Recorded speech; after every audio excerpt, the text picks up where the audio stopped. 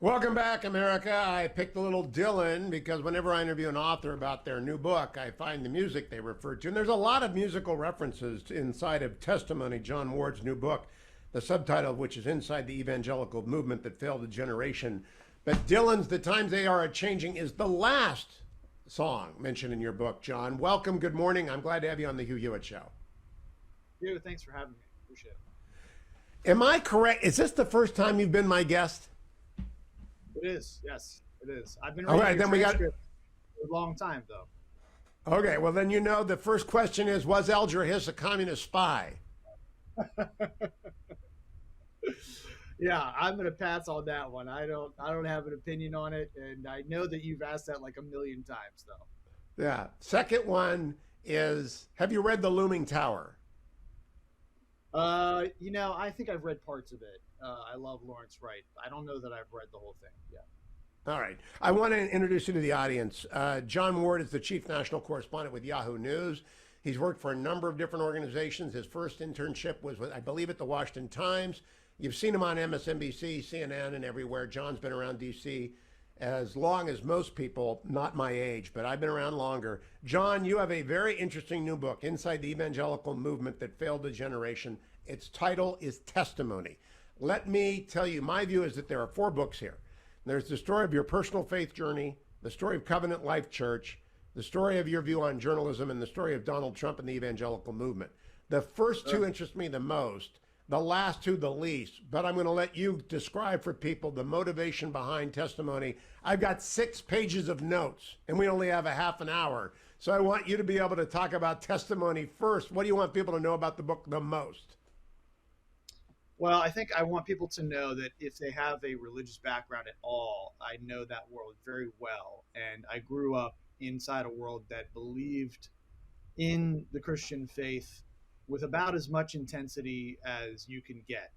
It was a group of people who came of faith in their early 20s in the 70s as part of a legitimate revival in the country. And my father was a minister in that movement, and that was my entire world. And it still is a big part of who I am. And the book is, in a lot of ways, my attempt to explain what it was like to live in that world to people who don't, aren't familiar with that kind of a faith culture and a faith practice. And then it's an attempt to explain to people maybe more inside that world what it was like to become a journalist. And I'm trying to live in between the worlds of maybe secular media and devout faith. And I talk about being a border stalker, which is a term that Mako Fujimura, a Christian author and painter, uses. Somebody who kind of walks between worlds and lives in between them and tries to bring understanding between the two. That's how I see my role. Now, Jon, I think you'll probably know I'm an evangelical Roman Catholic Presbyterian. That means I go to Mass on Saturday night and I go to my Presbyterian church on Sunday, one river, two banks. But I speak evangelical very well. Rick Warren and Greg Laurie are friends. Al Mohler is a weekly conversationalist with me. I know almost, John Piper, I read Desiring God years ago. I know most of the stuff you talk about. I've got to tell you at the beginning, I have never heard of C.J. Mahoney or Lou Engle until I read your book. Never heard. And I've been covering religion since 1992.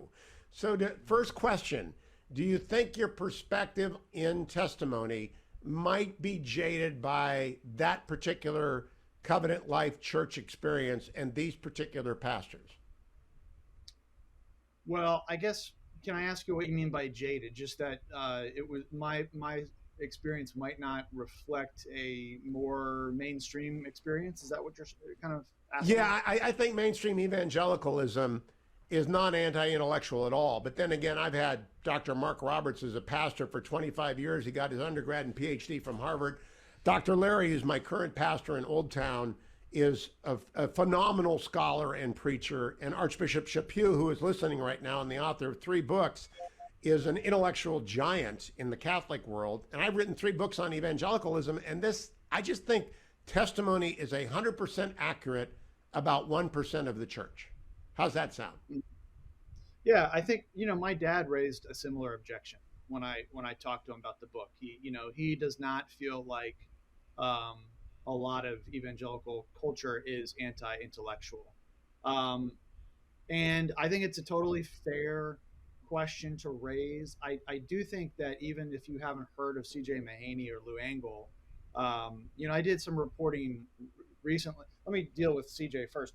C.J. is not a figure on the same level as somebody like Al Mohler, but until about 7, 9, 10 years ago, he was of a similar stature to Al Mohler, if not as nationally known. So never quite got to that level, but was kind of on his way there. Was working with Mohler quite closely in a group of other ministers who were, organizing a conference every year called, I think, Together for the Gospel down in Louisville.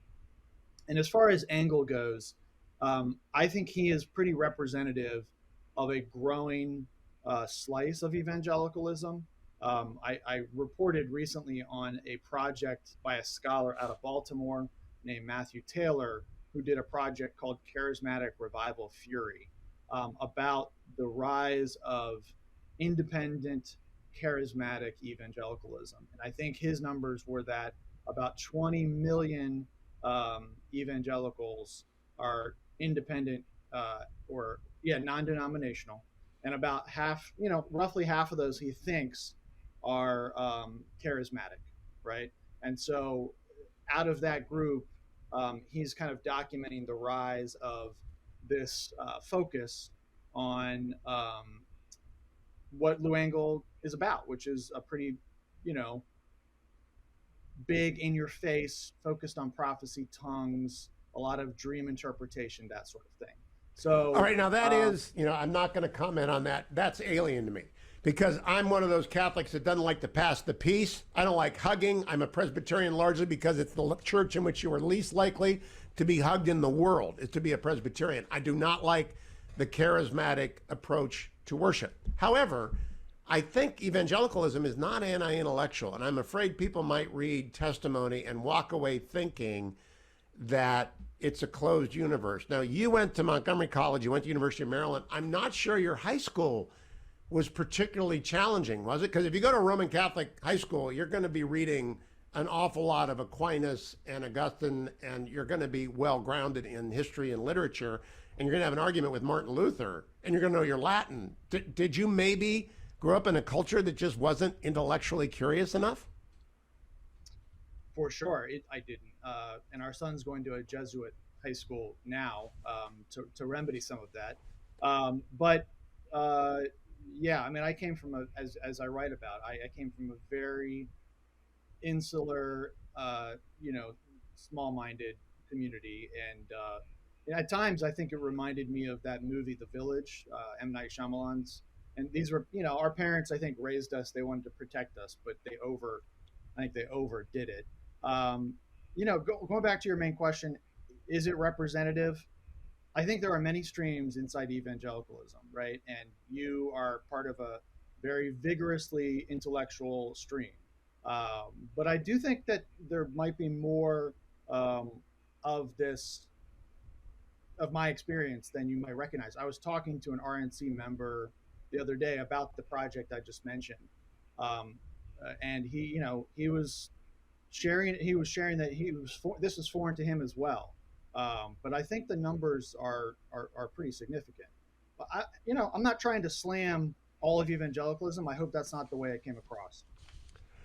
It's not. It's a little more nuanced than that. But I do think you don't credit evangelicals generally with being smart about their vote. My whole view of the evangelical affair with Trump is that the relentless ascendancy of secularism drove evangelicals into his arms, and that election was really about the Supreme Court, and that evangelicals were quite smart to go with Trump after he published his list, and they ended up with Justice Gorsuch, Justice Kavanaugh, and Justice Amy Coney Barrett, and that was a good deal for evangelicals concerned about freedom of worship.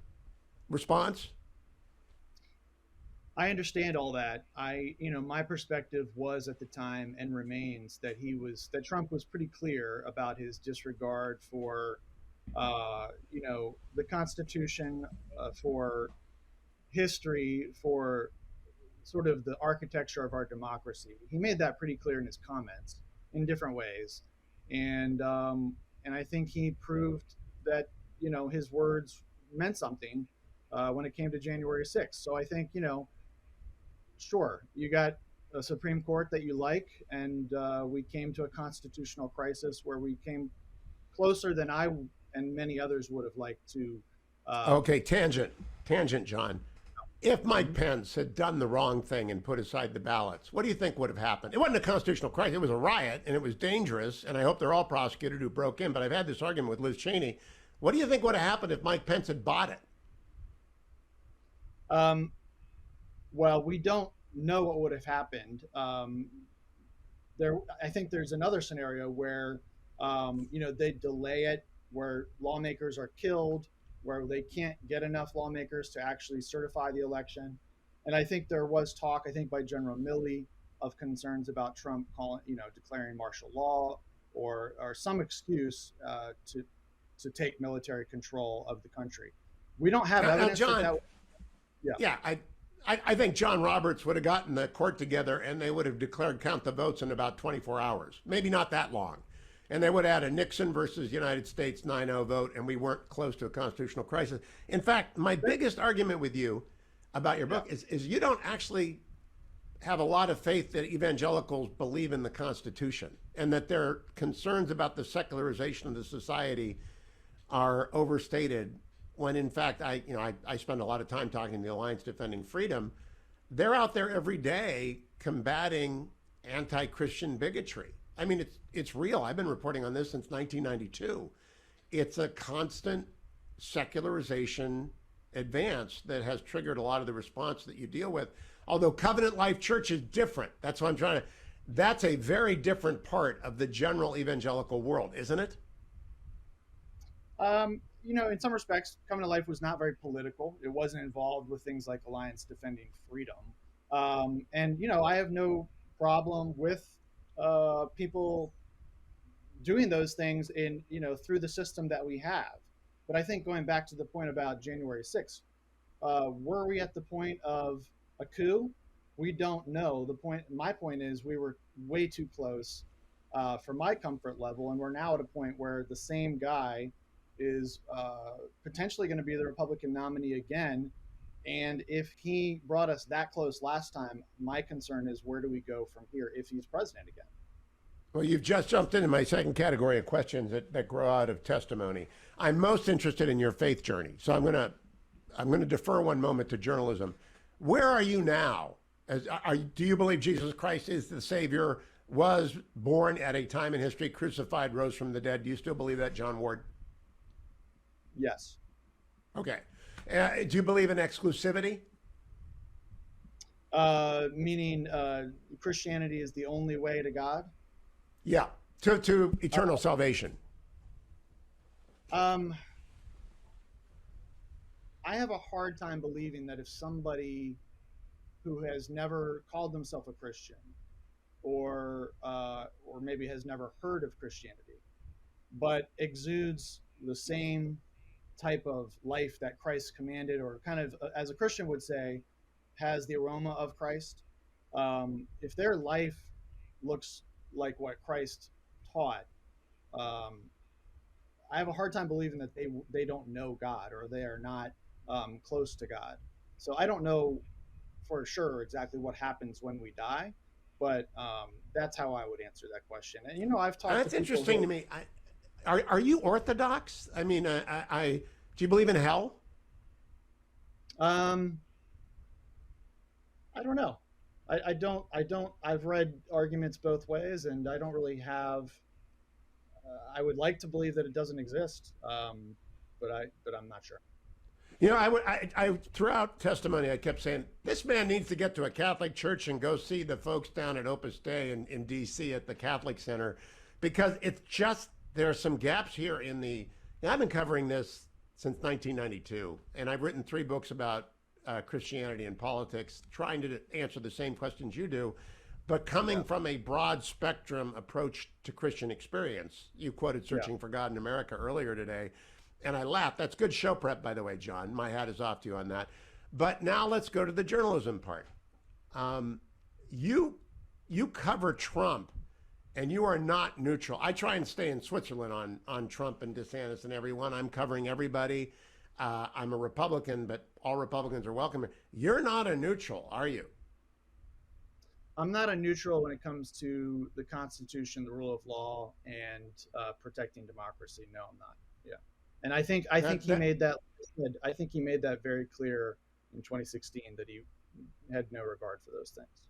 you see, So I think I'm a little bit dumbfounded by that because Trump represents a particular strain of the Republican Party that I don't believe is anti-constitutional, and I believe evangelicals are mostly concerned about the Constitution and being left alone by the state. But let's go to journalism. Your journalism journey, you write at page 201 to 2. They're actually my two favorite parts of the book is your Starbucks coffee meetings, which are so agonizingly terrible. You get yeah. big points for putting that in the book. All right. So people are going to have to read that if they want. That's so cringe inducing that I can't. By the way, I saw a lot of that in various settings around evangelicalism, which is full of scandal. If you want to look, my best friend is Bill Abdel, wrote the book Losing My Religion, and it's mostly about the scandal of big name evangelicals and how they preach, but it's also about this study with human sexuality, which is a endemic problem if you're not Catholic. It's all figured out if you're Catholic, but if you're not Catholic, it's not figured out. Let me go to the friend that you talked to on page 201 or 202, a sensible and good-hearted man. He read the New York Times and listened to NPR. Okay, that's not sensible and good-hearted, that's left-wing. But Anthony Bourdain's death was under suspicious circumstances, and something called the neon nettle, which I had never heard about till I read testimony, had taught him, I don't care about Anthony Bourdain, and I don't watch his shows, and I don't know why he killed himself other than he was depressed. But how can you draw any conclusions from one guy who found one thing on one weird internet page? Well, because it's an example of how somebody who is, not only just, and I mentioned the New York Times and NPR just to say they were not only in a world of, weird internet sites, but they were drawing conclusions about reality based on things that they were getting that had absolutely no credibility. So I think to me it was a sign of epistemic breakdown, and I think it was one of many. I just picked that out of many examples of people losing the ability to kind of tell what was credible, like not having the tools to discern what is a legitimate piece of information and what is quite obviously ridiculous.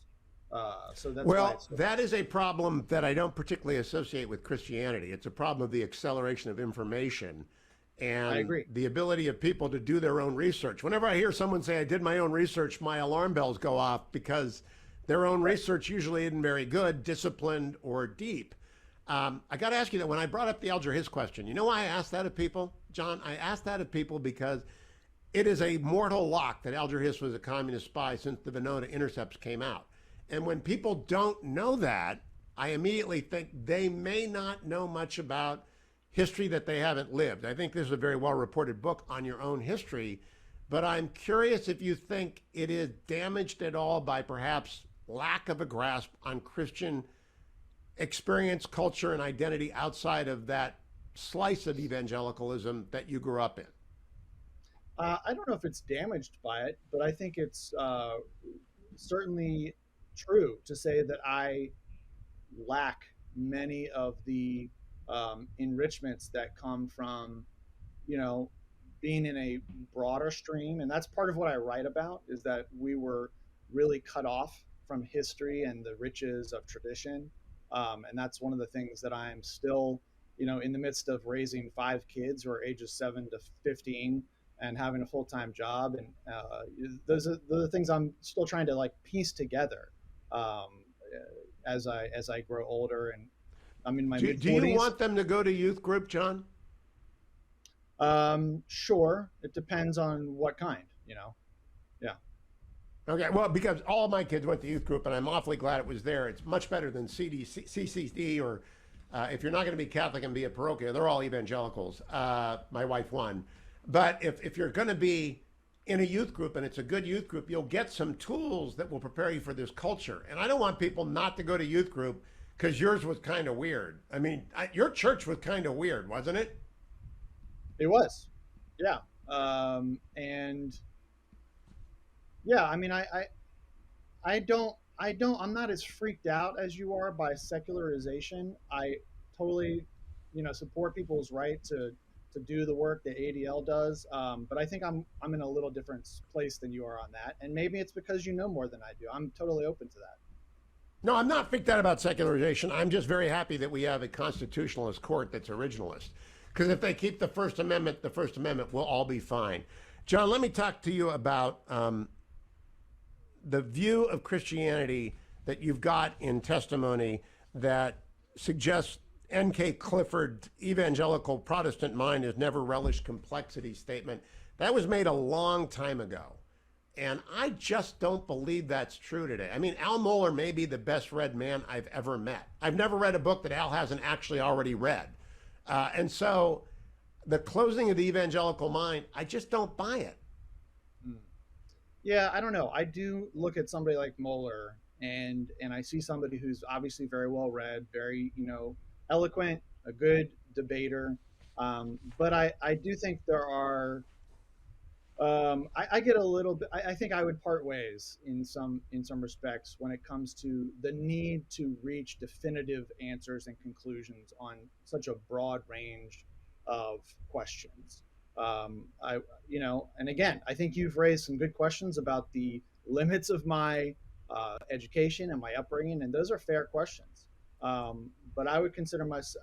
I kind of feel like there's more of an effort to control and lock down in Mohler's thinking that to me lacks a little bit of open-minded inquiry. Yeah, it's funny, Jon. The guy who's the best read person I know who's not a bishop in the works of Benedict is Al Mohler.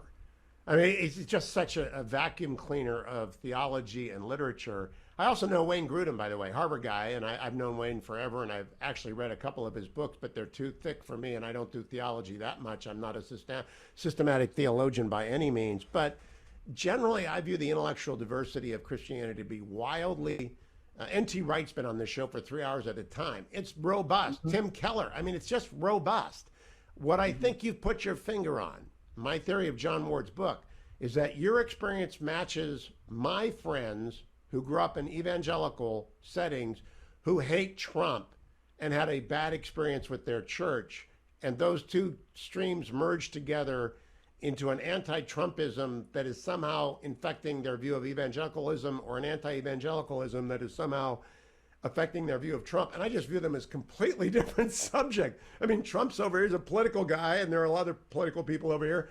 And then there's religious belief over here. And my friends who have gotten very upset with me because I don't view it that way are with you. And I just don't think Pete Wehner and Jon Ward and my friends who have gotten so upset with Donald Trump are actually representative of Christianity. That's my major point. Your response? Well, I think you are probably right in that, and I hope I don't hate Donald Trump. That would go against what my faith teaches me.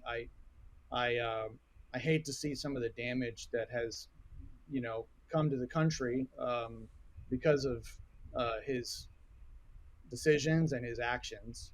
But I think you're right. I think that that I'm not representative of a lot of Christians in this country, and I think one of the good things about writing this book is that it allowed me to kind of think through some of these things, put it down on paper, and then let it go, and not have to be right about it. Well, I like your embrace of kindness as a core virtue. I mean, that is the core Christian virtue, is love. Roberta Heston has told me that when I did Searching for God in America in 1995. The heart of Christianity is love, and you kind of identify that, and it's about concern for other people. But I'm going to push you a little bit, Jon. There are 3 places in this book that I really disagree with you. The first place, I know John Eldridge. John's changed a lot of lives for the good. He works, it's not faux, it's not fake at all. Did you intend to communicate that you think he's an entrepreneur of masculinity as opposed to a thoughtful Christian? No, I didn't. I actually wrote in the book that I don't know much about him. I read his one book, Brave at Heart. Wild at Heart. Wild Right. at Heart. And I just sort of included that because um, I was making a larger point at that time in the book about how I was struggling with masculinity, trying to figure it out. Um, I enjoyed the book, and I put the other stuff as context for what the critiques of the book are. But no, That was the first side swipe. Okay, you've cleared that up. You didn't intend what I read, so that's on me. Number two, Sarah Palin represented, quote, one of the Republican Party's sharper turns away from conservatism. Now, I know Sarah Palin, and she's never going to win the spelling bee, but she was not a sharp turn away from conservatism. She was a sharp turn away from McCainism, which is why Steve Schmidt and Nicole Wallace picked him. I mean, those are the two people that picked him, right? Now they're on MSNBC denouncing them. Who's the contradiction there? Nicole and Steve or Sarah Palin? Well, I think they picked Sarah Palin because she was a good political pick. I don't think it was for her constitutional, qualifications. And I write in the book about how she really doubled down on sort of a very scapegoaty type of rhetoric, and a certainty about knowing we know the right answers. The other side is full of frauds and evil people. And to me, that's not conservative, because conservatism should be humble in how we think about, the big questions, and, how we think about knowledge in general. And it should seek to unite, to modulate, and to conserve our constitutional order. There's a book Andrew Sullivan's been, he just interviewed the author, called The Faces of Moderation, by a professor out of University of Indiana in Bloomington, Aurelian something or other. He's from Eastern Europe, I believe. And it's about the politics of moderation. To me, that is conservatism, is really working to preserve our system so that all of the stakeholders of the various issues and positions can work through, as you talked about ADL doing, can work through the system that we have and preserve peace and democracy, rather than resorting to brute force or violence in the streets. And I'm not pinning violence on the streets on one side over the other. I'm just saying my concern is that we preserve our system, which I call in the book unique in human history, so that we continue to have peace and stability for everyone. Conservatives or constitutionalists? That's my shorthand version for anyone. If you believe in the Constitution, you'll be a conservative. But understanding what it means makes a great deal of difference to whether or not people are authentically so. Let me go to the problem. My biggest problem. I'm a huge Mitch McConnell fan. And I just think Mitch McConnell's The Long Game. Have you read his memoir, The Long Game? I think I've read parts of it for book prep at one point. Yeah. Yeah, it's a fabulous book about how Washington really works. But you write about Mitch McConnell, considering the role that Mitch McConnell no doubt sees himself as playing as a check against the passions of the moment. Did you talk to the leader about that? About what? About whether or not that's the role he no doubt sees himself as playing. Because I don't think that's the role he sees himself as playing. Okay. No, I didn't talk to him about that. Why don't you think he feels that way? I think he's mostly concerned with the Constitution, which is why he brought McConnell versus the FEC. It's why he's always supported the rapid acceleration of judicial, why he warned Harry Reid against breaking the filibuster. He's a constitutional traditionalist and originalist, and that's his agenda. Judges. And that's his mark on history, saving the Constitution. So I don't really think he's worried about, he'd like to have a majority, absolutely, but I don't think he's particularly setting himself up as an arbiter of who is right or who is wrong. Let me move on to my last criticism. On page 157. I like the book a lot, by the way. The audience ought to get it. Go and get it.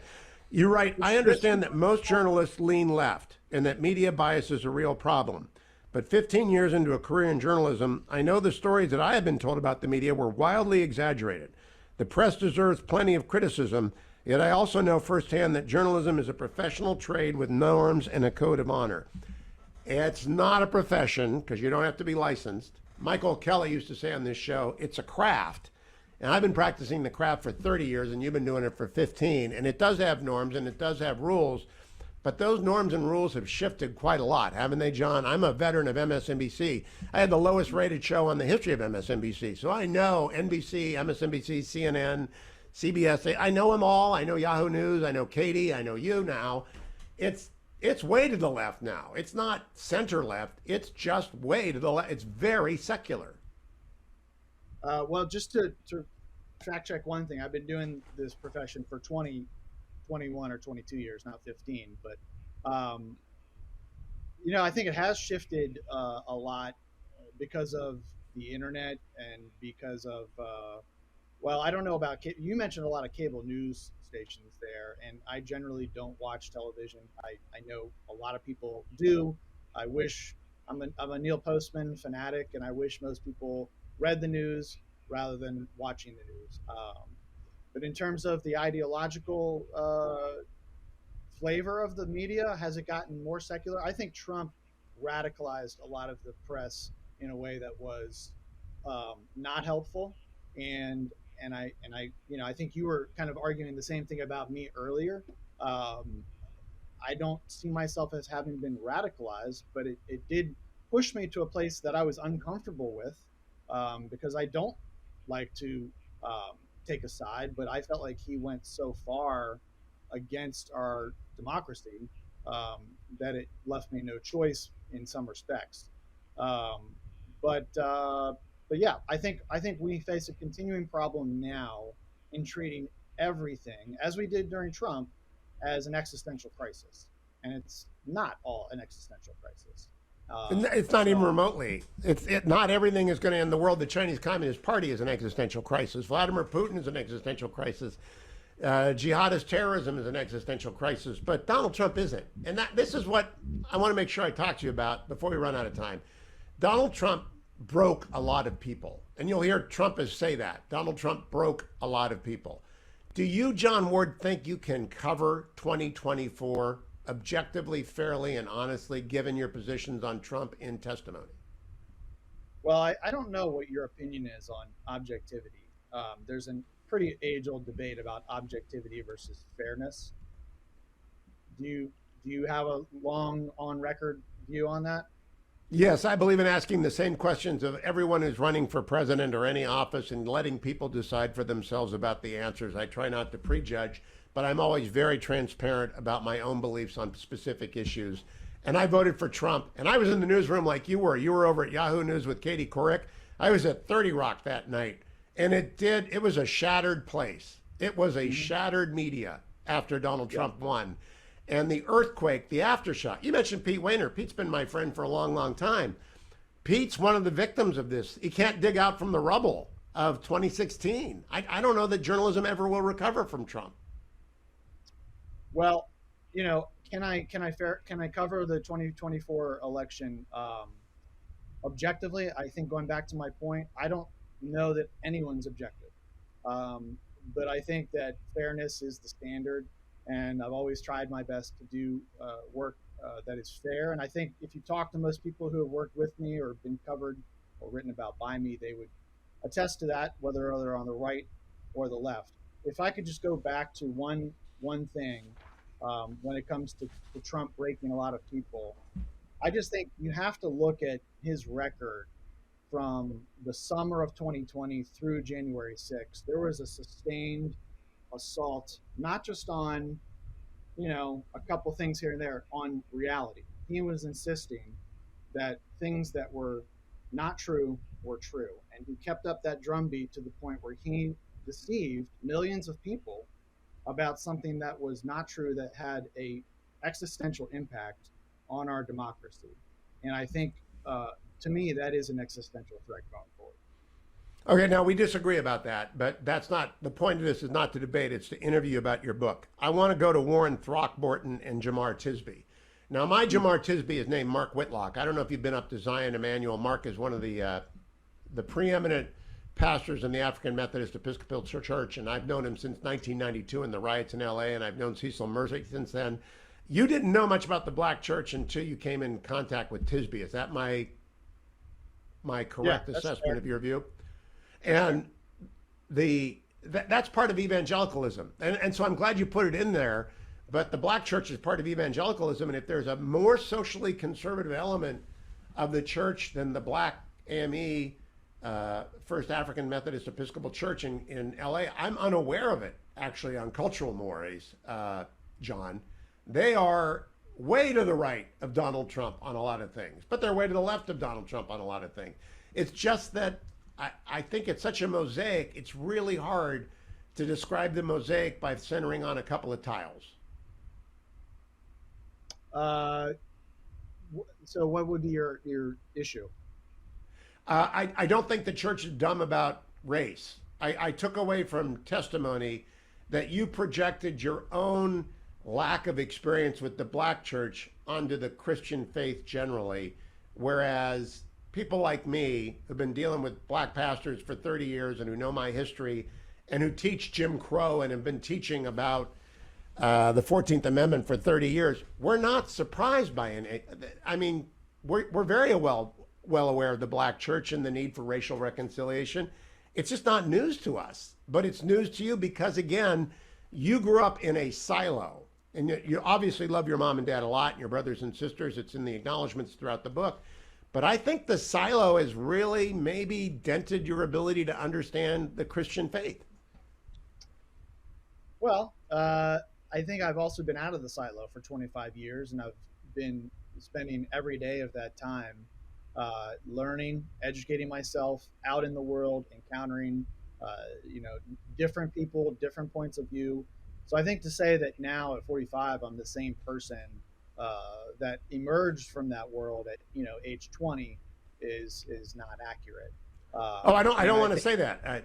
I just want to yeah. say that using Warren Throckmorton is not, Warren Throckmorton gave you a quote which you liked, that there are two books, The Reality of the World and Scripture. That's a knockoff from the oldest meshing of reason and revelation forever, Jerusalem and Rome, the two schools. And if you study political theory early on enough, you'll know there'll always be reason and revelation.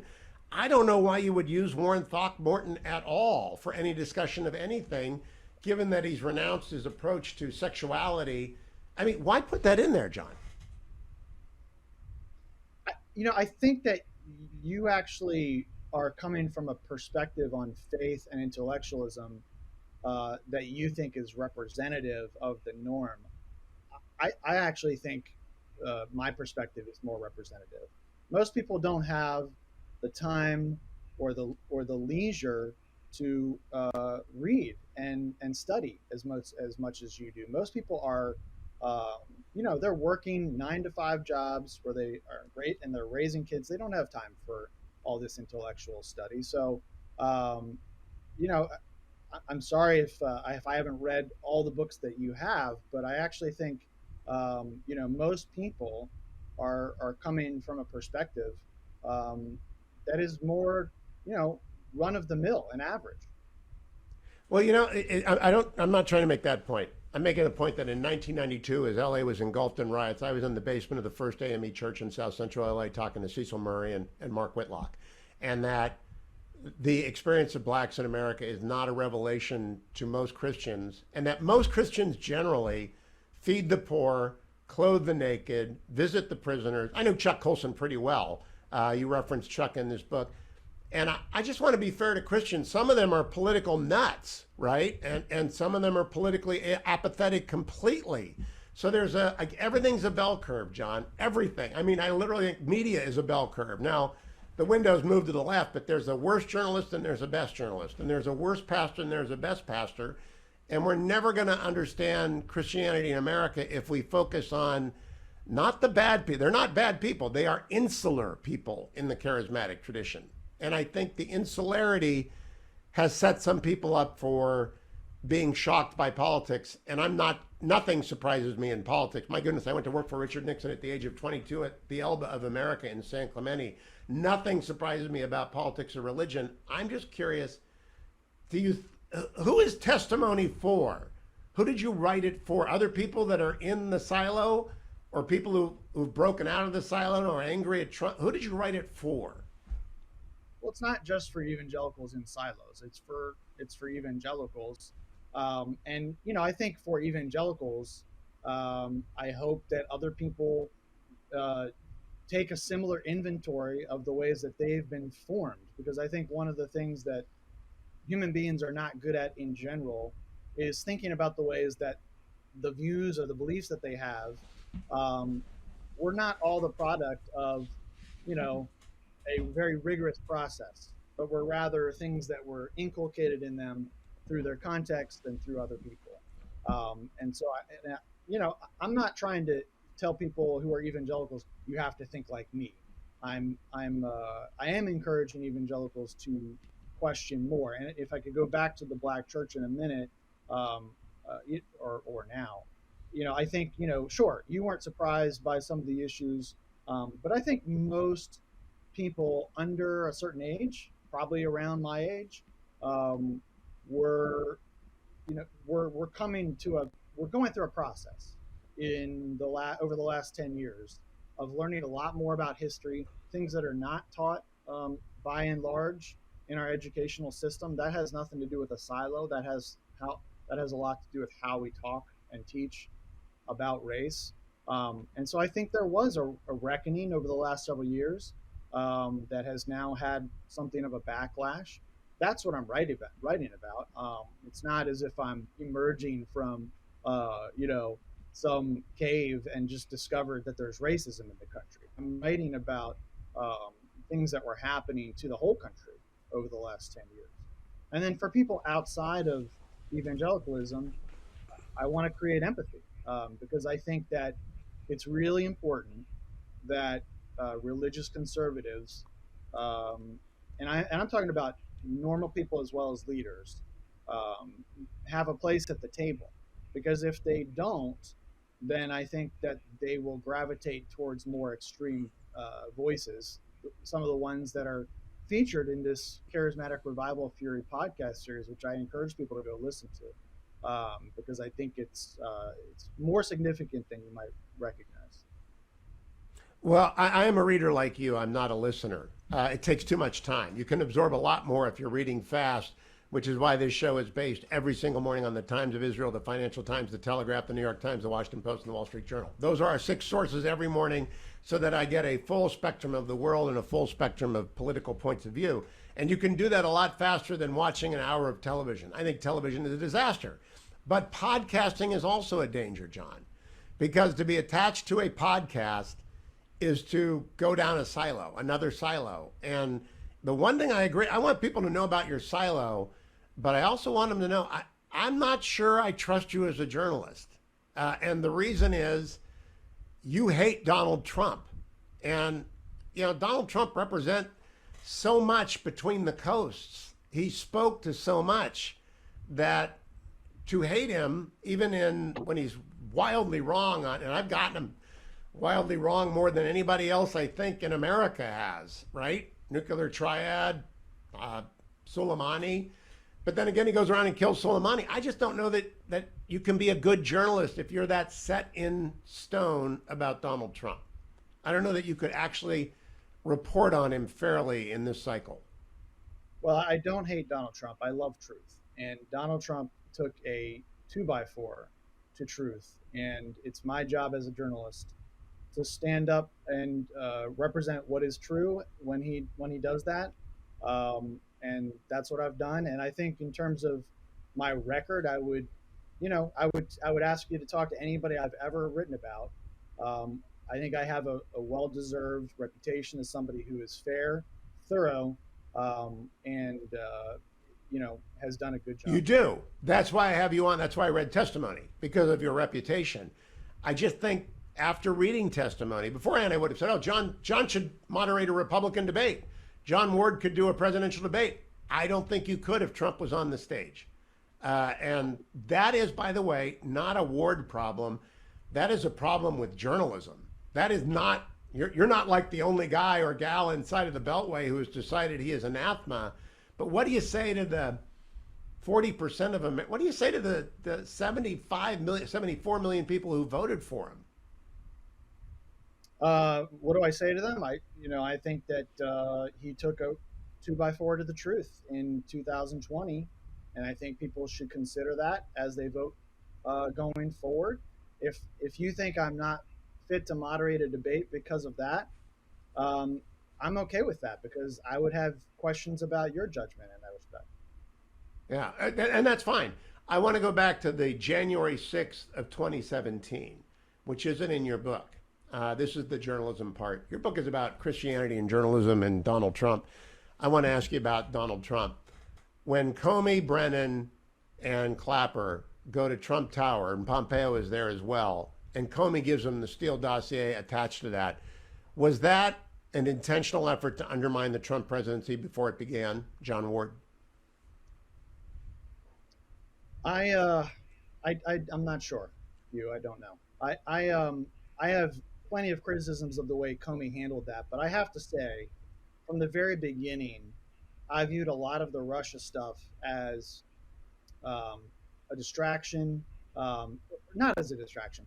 I was focused on writing about um, other things at the time, and I felt like we're going to find out whether or not this Russia thing was real or not. I was frustrated with a lot of the sort of drumbeat of stories over it that, a lot of them turned out to be half true in retrospect.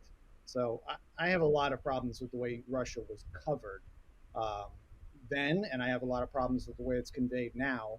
But I don't have an opinion on that story What do itself. you make of the legacy media inside the Beltway attempt to paint Ron DeSantis as some kind of outside of the norms of America? Ron DeSantis is the most normal American politician I've seen in a long time. Served his country, Yale Law School, Harvard undergraduate. Maybe I've reversed those two. I can't remember ever. Goes in the Navy, Navy JAG, deploys with the SEALs, goes to Iraq, runs for Congress, is a smart guy, runs for Senate. Marco gets back in, so he goes back to the House. He's done a good job in Florida, and he's upset about DEI and ESG, as most of Americans are. But the media inside the Beltway is trying to turn this guy into some kind of Frankenstein. Do you see that, John? I see them doing that, and I would probably be closer to where you are on this. I think because one of my main concerns going back to Trump was the way he was formed, like his institutional influences, which were New York real estate, TV, um, and I think Yuval Levin's been a big influence on me. His work on institutions, and you look at Ron DeSantis's formation, it's through the law and history and the military, and these are things that And I think he Catholicism, and I th- ethnic Catholicism. I mean, the man is a Youngstown, Ohio grandchild. So that is and I like the think center. I think these things ground someone in a way of governance that I may have disagreement with him on issues, but I don't think he's going to try to destroy the system like I do think that Trump might. Now, okay, it's a difference. Let's go back to closing up on testimony. I want people to read it who are upset with their church, because you give voice to a lot of reason why people, and I was upset with the Catholic Church for a long time. I left for 15 years because the bishops were so wrong. I was in Reagan's White House, and the bishops were absolutely wrong on nuclear weapons and poverty. And I just got tired and I left, and Archbishop Chaput brought me back. But I just think sometimes people who get mad at their church shouldn't project that anger into politics, because it's not, they're different worlds. The two magisteriums are different. There's a political magisterium and a theological magisterium. And this country is founded on those two not being the same. They can overlap. There's a Venn diagram. And certainly my evangelical Roman Catholic Presbyterian views affect what I think about politics.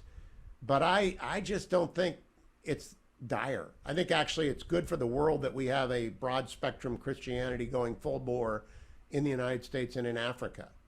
I think a real problem, I'll leave it with this, the real problem is secularism being absolutist, meaning you must be secular. And let me put it this way. I'll pose it in the form of a question.